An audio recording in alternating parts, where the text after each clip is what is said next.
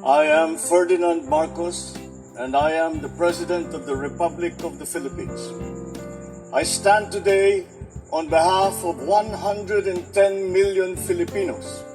Hello people and hello universe, it's me again. Shoutout sa inyo mga kababayan. Hello sa mga Marcos loyalists and supporters. Nako. Well guys, alam po natin itong pangharas ng China Bissell itong March 23, 2024, ika nga, ay talagang pumukaw sa kaisipan ng mamamayang Pilipino, no? Marami pong nagalit, no, dito sa bansang ito. Grabe yung pangharas, pangbabastos, pangbubuli. Yan, isa na rin ito yung nakaraang pagbubuli nila itong video na ito, no? Yung pag-water kino nila itong March 23, 2024 matindi kasi nasira po yung resupply boat at nasugatan yung 3 sundalo natin. Ngayon mga kababayan, talaga namang nag-iinit yung mga opisyal natin ng gobyerno, lalo na si Pangulong Marcos Jr., lalo na si Secretary DND Gibo, no? Talaga namang pinaparating niya sa bansang China na talagang hindi tayo ang nagpo-provoke kundi ang bansang China. Binabaliktad lang tayo mga kababayan, no? So dahil diyan mga besa, may video ako in-upload kanina, yung secret deal, no? So nagtatanong tayo kung bakit nanghaharas itong mga ito. Ano ba talaga ang kadahilanan? So lumabas po yung mga balita tungkol sa gentleman agreement. Ayan, 'di ba? Sa kumbaga ika nga talagang nagsalita si Attorney Poke tungkol diyan. Ayun, nagsalita si Attorney Poke tungkol diyan. Talagang may secret agreement nga si Digong at saka si bansang China, no mga kababayan, na hindi alam ng mamamayang Pilipino.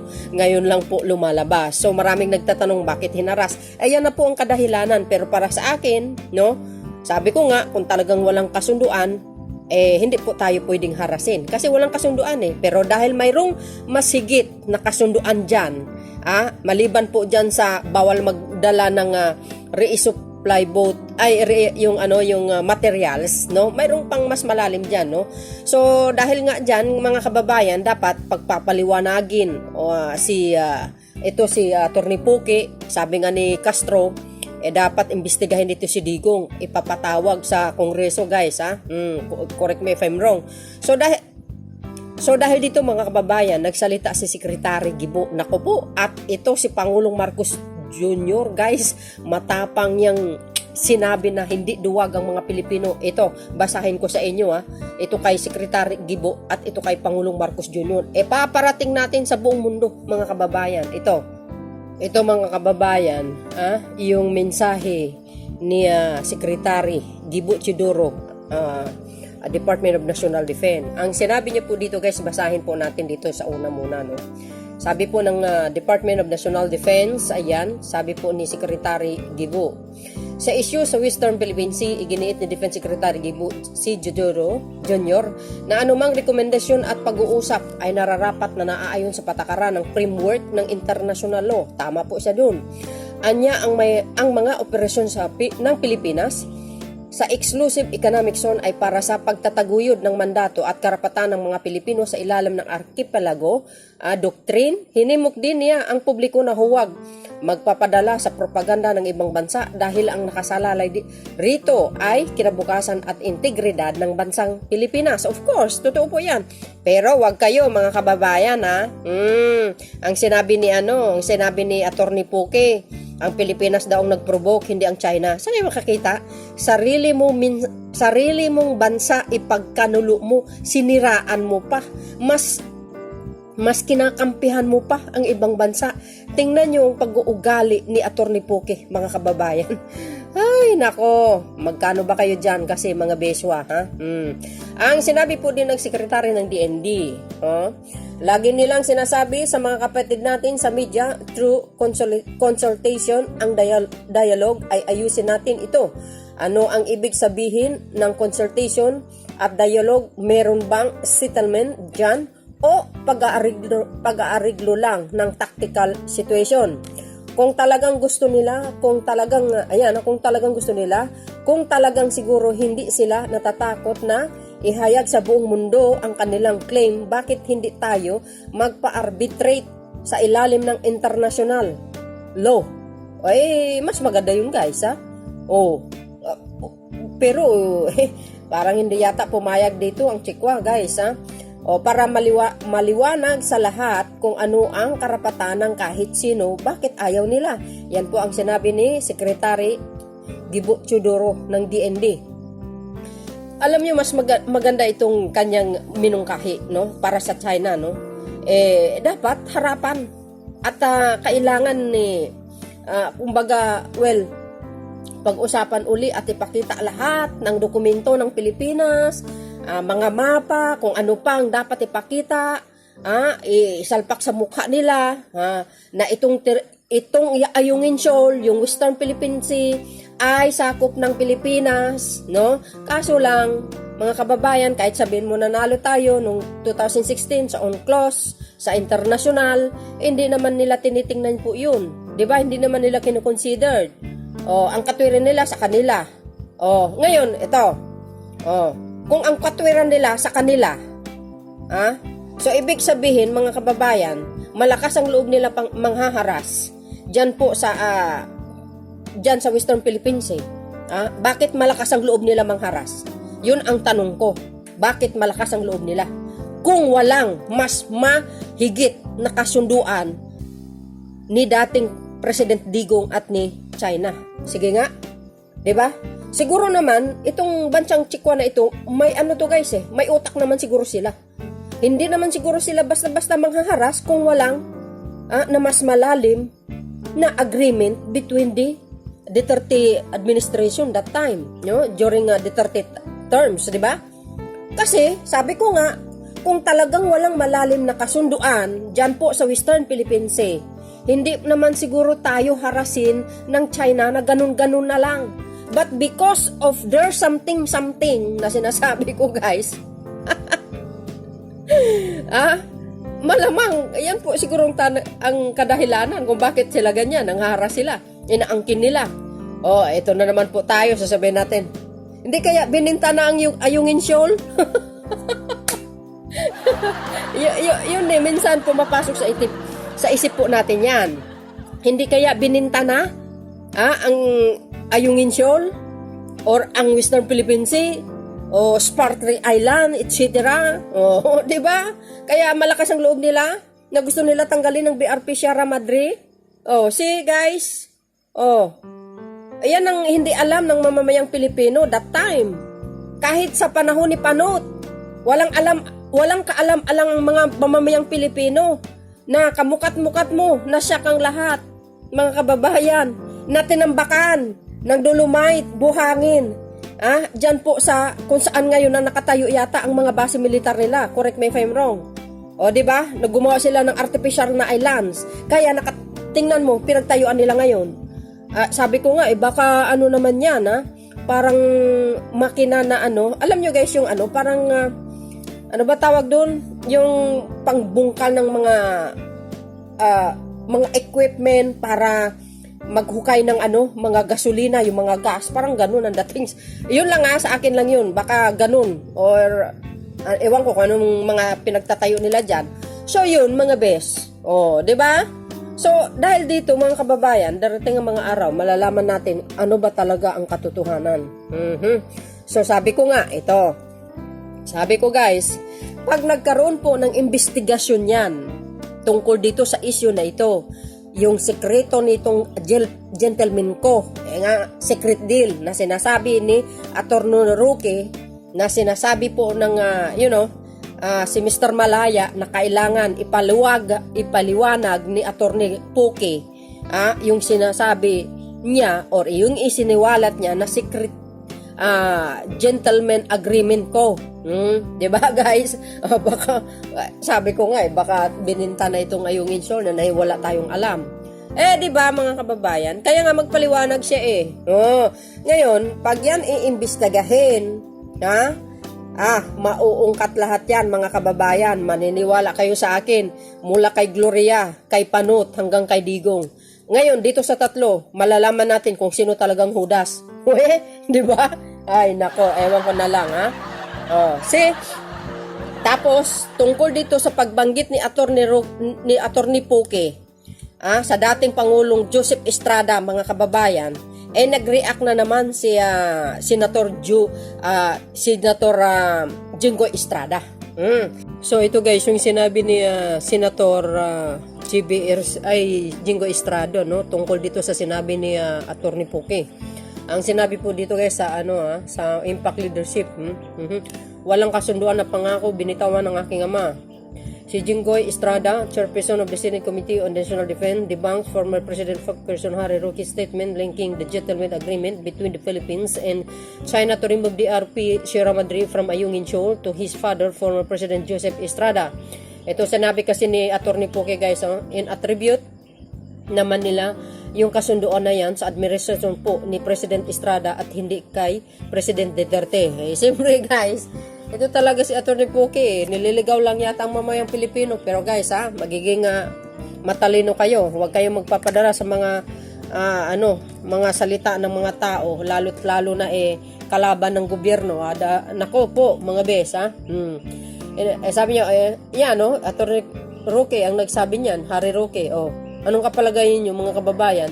At dahil diyan naman mga bes, ay kinuntraman ni Senator Jinggoy Estrada. Walang kasunduan o pangakong binitawan ng aking ama, ang dating President Joseph Estrada, sa pagtanggal ng BRP Sierra Madre sa Ayungin Shoal.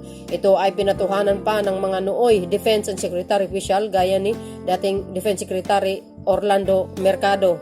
Napanood ko po yun guys, totoo naman yun. Ang alam ko dito is si dating Pangulong Estrada yata ang nagpalagay doon sa Ayungin Shoal. Doon na lang ilalagay, no? Ang BRP Sierra Madre, no? Yun. So, well, anyway, mga kababayan. Kaya sabi ko, pag nagkaroon ng investigasyon, malalaman talaga ang katotohanan. So, yun guys, ang sagot ni Senator Jinggoy Estrada dito sa sinabi ni Attorney Poke. So, anong palagay nyo guys, no? Daming issue, di ba? Pero, mga kababayan, ito po yung statement ni Pangulong Marcos Jr. tungkol dito. Nako, ito basahin po natin. Ito po guys ang sinabi po ng mahal na Pangulong Marcos Jr. Matapang niya iparating sa buong mundo. At of course sa bansang China, mga kababayan. And this is for everybody in the whole world. Nox naman guys. Sabi po dito, over the course of these past days, I have met with and spoken to our country's national security and defense leadership. They have made their considered recommendation and through exhaustive consultation, I have given them my directives. So, ibig sabihin guys, ay binibigyan niya ng direktiba kung ano man ang hakbang na ginagawa ng ating National Security Defense, ang ating AFP, sino man dyan, ang ating Philippine Coast Guard, yan, ay binigyan na ng eksaktong yung direktiba kung anong dapat gawin. Hindi natin alam yan, pero darating ang mga araw, anytime from now, malalaman po natin kung ano yan. No, ang kanyang directives na sinasabi niya. I have also been in constant communication with representatives of relevant allies, partners, and friends, the international community. Alam po natin, nakisimpatya ang international na mga bansa, ang ating mga kaibigan na mga bansang talagang malapit din sa Pilipinas. No? Basahin po natin yan. Ito, sinabi ito guys, they have offered to help us on what the Philippines requires to protect and secure our sovereignty rights and jurisdiction while ensuring peace and stability in the Indo-Pacific. Yan po ang sinabi ng ating mahal na Pangulo. Kailangan i-spread nyo itong statement niya guys. I-share nyo para makita ng bansang gahaman sa mga isla. Umangkin na hindi sa kanila. Okay? Sabi po dito guys, I have given them our requirements and we have been assured that they will be addressed. Ayan, no? Over the succeeding weeks, there shall be implemented by the relevant national government, agencies and instrumentalities, a response and countermeasure package that is proportionate, deliberate, and reasonable in the face of the open, unbeating, and illegal, coercive, aggressive, and dangerous attack by the agents of China Coast Guard and the Chinese Maritime Militia. Naks naman talaga. Ganun dapat ang leader. Matapang. Tahimik nga, pero matinik.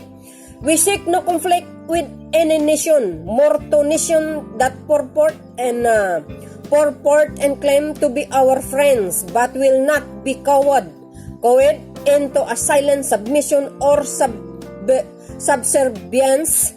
Ayan. Sabi niya, mga kababayan, Filipino do not yield. Ay, wow, grabe. Oh. Hindi tayo duwag ba? Hindi natatakot?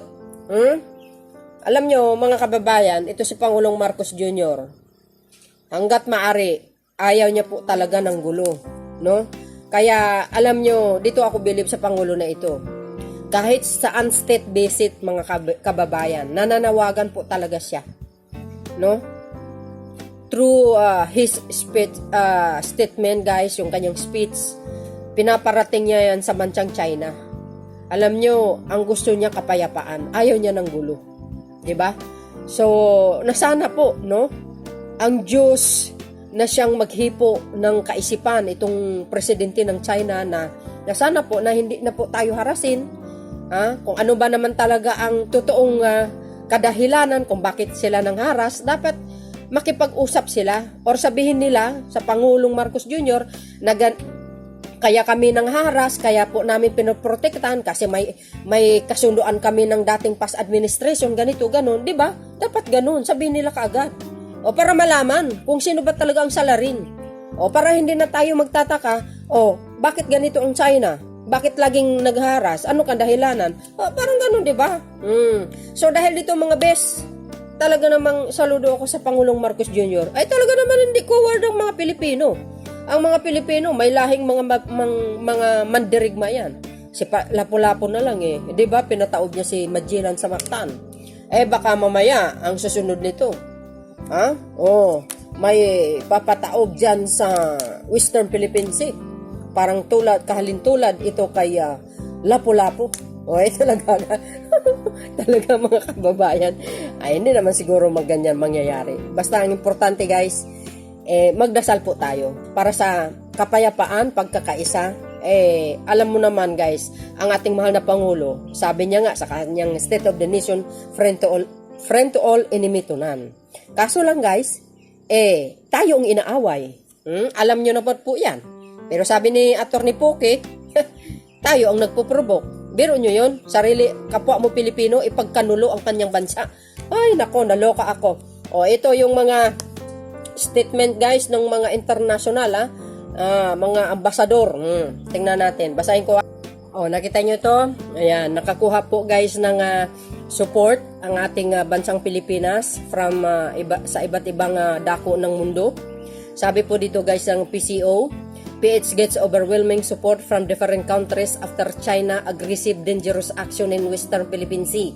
Multiple countries have issued statement of support to the Philippines as they condemn China aggressive and dangerous action in the Western Philippine Sea following on March 23 water cannon attack of the Philippines supply vessel en route to Ayungin Shoal, causing heavy damage to the ship. And of course guys, three soldiers are injured, because of this pag water cannon ng China vessel. Nasira talaga ang ang resupply boat. Ay talaga sobra kasiraan talaga, So sana ang Panginoon ay sumasa atin. Ito ang sabi ng mga statement ng ating mga kaibigan ng mga taga-ibang bansa. Isa-isay natin, okay? Sabi dito, statement of support for the Philippines amid tension in the Western Philippine Sea. HKUPSM. Sabi to, we share the Philippines' serious concern about dangerous conduct by the China vessel at Jacinto Tomas Shoal today. This is part of a pattern of deeply concerning behavior. UNCLOS is the basis for peace and stability in the South China Sea. Yan po ang sinabi ni Hai Kyong-yu, Ambassador of Australia to the Philippines. Oo nga kasi hindi naman tinitingnan ng mga China itong UNCLOS natin, yung UNCLOS guys no?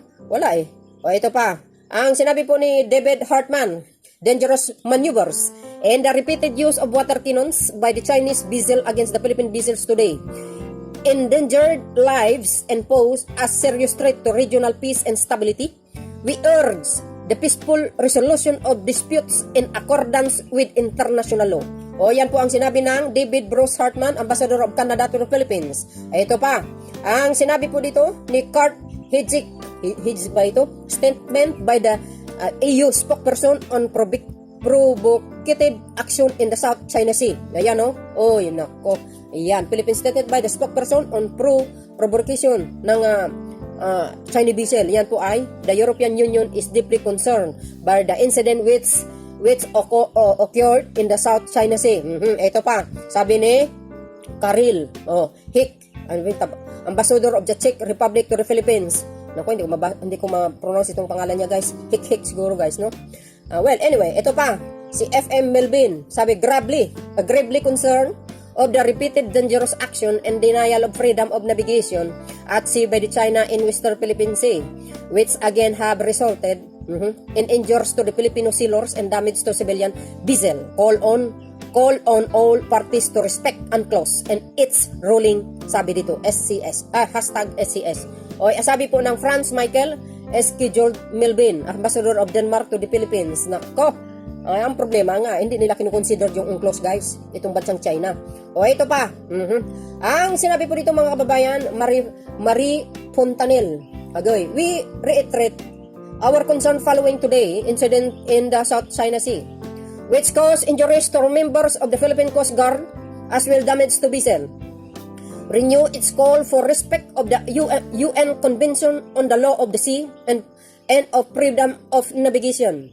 We oppose any threat or use of force contrary to international law and recall the importance of resolving disputes through dialogue.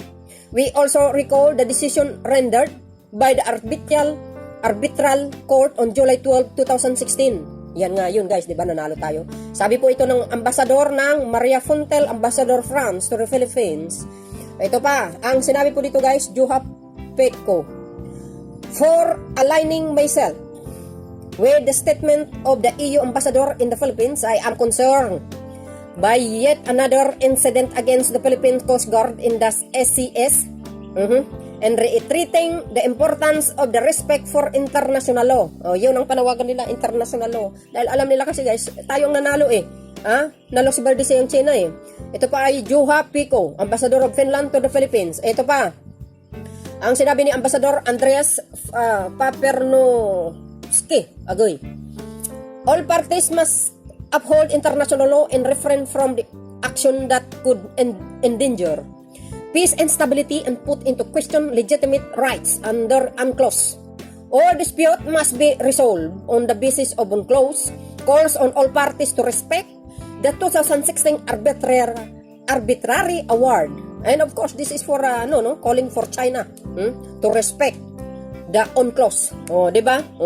International law nga is very concerned about the dangerous incident involving vessel of the China Coast Guard causing heavy damage on a Philippine resupply mission ship in the exclusive economic zone of the Philippines.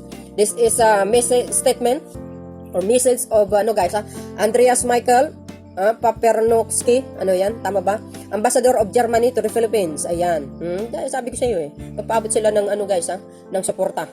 Sabi po dito Titanilia Tot. Hungary has been always a firm supporter of the peaceful settlement of all conflicts and compliance with the international law and the need to avoid escalation in conflict around the world. Sabi po ng Ambassador ng Hungary to the Philippines, Titanilia Tot. Ito pa. Sabi ko sa inyo guys troubled by today pattern of dangerous maneuvers of blocking from the Chinese Coast Guard vessel and maritime militia targeting Philippines vessel engaged in crucial resupply mission. The EU reiterates the call for all parties to abide by the legally binding 2016 arbitration award and international law to peacefully resolve dispute and guaranteeing safety in maritime waters. This is ano guys from Luc Biron, EU Ambassador to the Philippines. And of course guys, we calling China government no to respect the 2016 arbitration award and international law. Di ba? Kaso lang, hindi naman nila nirespeto yan. Ito pa, Ambassador of Japan in the Philippines, Japan reiterates its grave concern on the repeated dangerous action by the CCG and CSS, which resulted in Filipino injuries. Japan stand in solidarity with the Philippines as confirmed at the Japan-Philippines-US Vice Foreign Ministers meeting held in this week. Magkakaroon po guys ng meeting yan no? Ang Amerika at saka si Pangulong Marcos Jr. and of course ang Prime Minister. Ito mag-uusap sila. I think guys, sa Amerika pupunta ang Pangulo. Correct me if I'm wrong.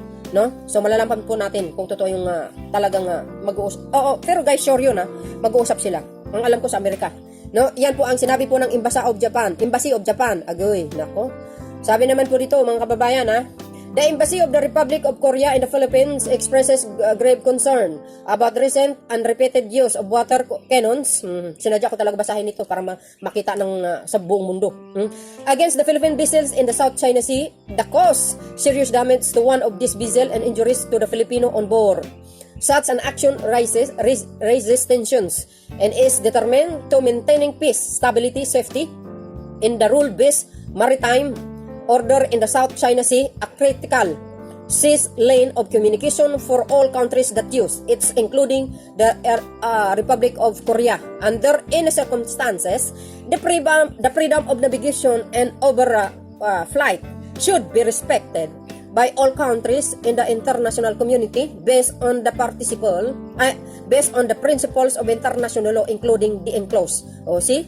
Tingnan nyo mga kababayan, bumabase sila sa international law, the UNCLOS, Embassy of the Republic of China, Korea.